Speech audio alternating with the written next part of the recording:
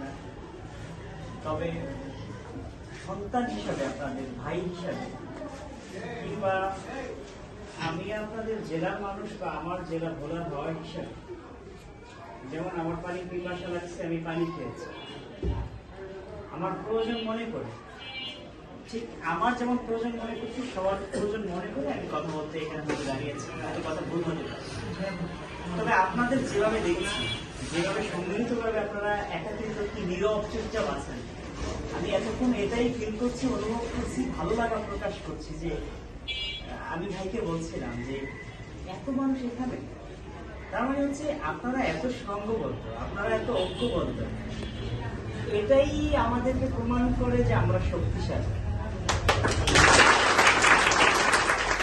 সবচেয়ে বড় ব্যাপার হলো আপনারা এই সংগঠন এখানে করেছেন ঐক্যবদ্ধ, এই সংগঠন যতদিন থাকবে এই ঢাকা শহরে আমার বলার একটা মানুষকে কেউ গালি দেওয়ার সাহস পাবে বলার জন্য না, আমাদের বাঁচতে হবে, আমাদের ঐক্যবদ্ধ থাকতে হবে। এই ঐক্যবদ্ধ বিষয়টা কেমন? যেমন দেখেন ভোলাতে শরীফ ভাইরা 22 জন 20 জন থেকে শুরু করেছেন। এই মানুষগুলো শুধু 22 জন আর 20 জন নয়, বুঝতে হবে যে 22 জন মানুষের সঙ্গে ভোলার 22 লক্ষ পরিবার আছে, রাইট? তো এরা তো হাঁটতে পারে না, এরা পিছনে যেতে পারে না, এরা যখন পায়ে হাঁটা সামনে যাওয়া শুরু করেছে তখন থেকে এদের যে বাঁচার লড়াই, বেঁচে থাকবো এই চিন্তা তারা বাদ দিয়ে দিয়েছে, যে আমি বেঁচে থাকতে পারি, নাও থাকতে পারি। আর মৃত্যু এমন একটা জিনিস, আমার যখন মৃত্যু হবে তার আগেও বাংলাদেশ চেষ্টা করলে আমাকে মারতে পারবে না, আর পুরো বাংলাদেশ চাইলেও আমাকে বাঁচাতে পারবে না যদি আল্লাহ আমার মৃত্যু দেয়, তাই না? তো মৃত্যুর আগে তারা মৃত্যুবরণের চ্যালেঞ্জ নিয়েছে যে ভোলাবাসীর পক্ষ থেকে 22 জন যুবক দাঁড়িয়েছে, এটা আমাদের জন্য গর্বের, তাই না?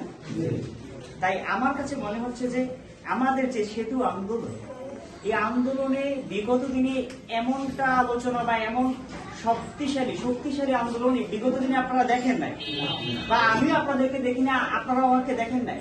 তবে আমরা এখন ঐক্যবদ্ধ হয়েছি স্বাধীনতার পর থেকে 54 বছর, এবং ভোলার নামকরণের পর থেকে 1984 সাল থেকে আজ 25, অর্থাৎ 41 বছর আমরা ভদ্রতা দেখিয়েছি, তাই না?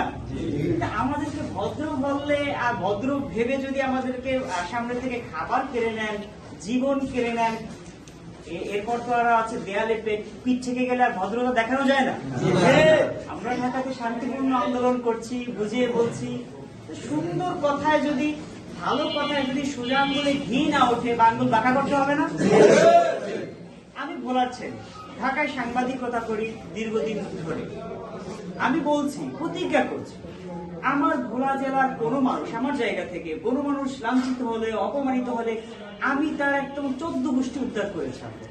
এবং এমনি ভাবে আমরা ভোলা প্রত্যেকটা মানুষ, আমার না, সবার কলিজা তাদের চেয়েও বড়, এবং আপনাদেরও বড় কলিজা, কাজ রেখে এখানে আসছেন, সময় অনেক গুরুত্বপূর্ণ কাজ রেখে এখানে ওয়েট করছেন প্রায় কয়েক ঘন্টা, আমি শুনেছি।